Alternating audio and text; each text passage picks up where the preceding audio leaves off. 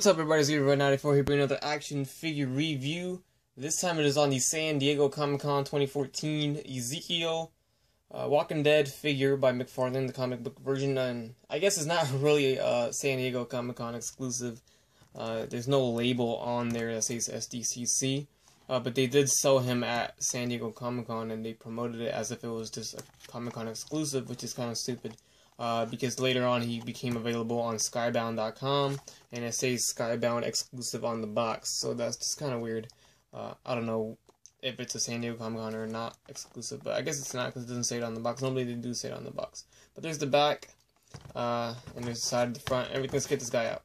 Alright, and there he is out of the package, and I'm going to be completely honest with you guys. I do not know anything about this character, and that is because I have not gotten that far in the comics yet.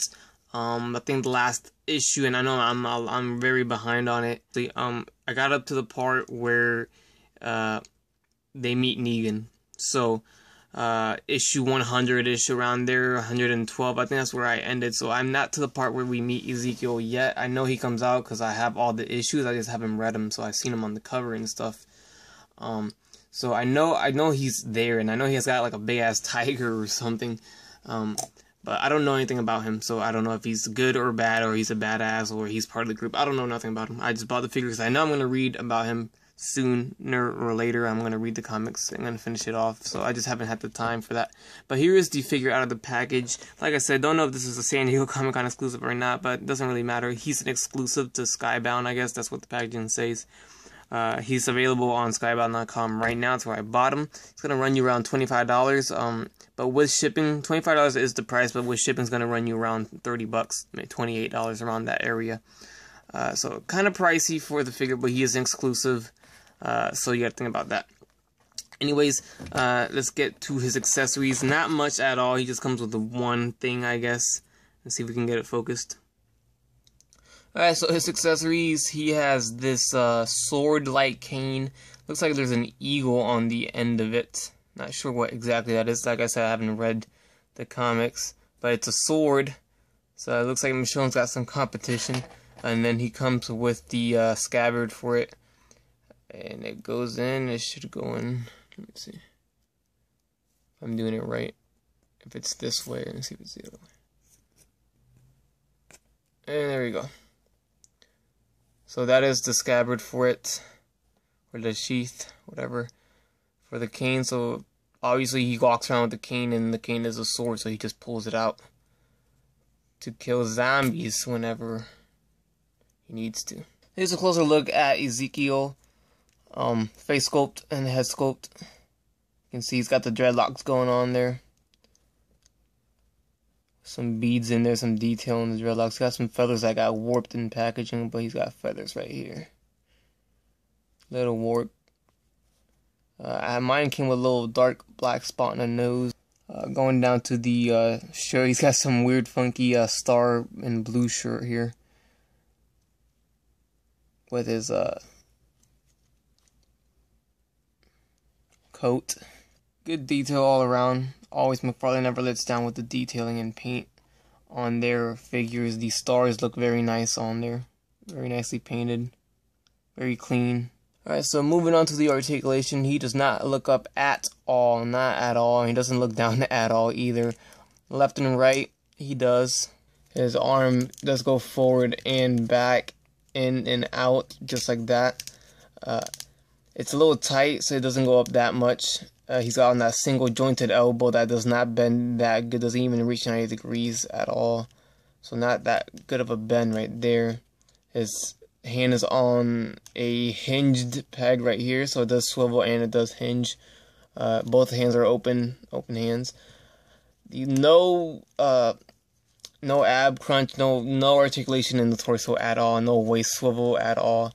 His leg goes forward a little bit, and it's hindered by the coat, so it doesn't go in and out at all. He's got a single jointed knee that could barely bend because his coat's in the way too, his trench coat. So it's very, very limited articulation. He's not going to be in any dynamic poses at all. I don't see that happening. But the details and the sculpt on this guy is fantastic. Of course, I love the sculpting and the details on his necklace right there. Very nice. I have some minor paint issues like the nose, and then I think the back has a little black spot right there. But that's about it.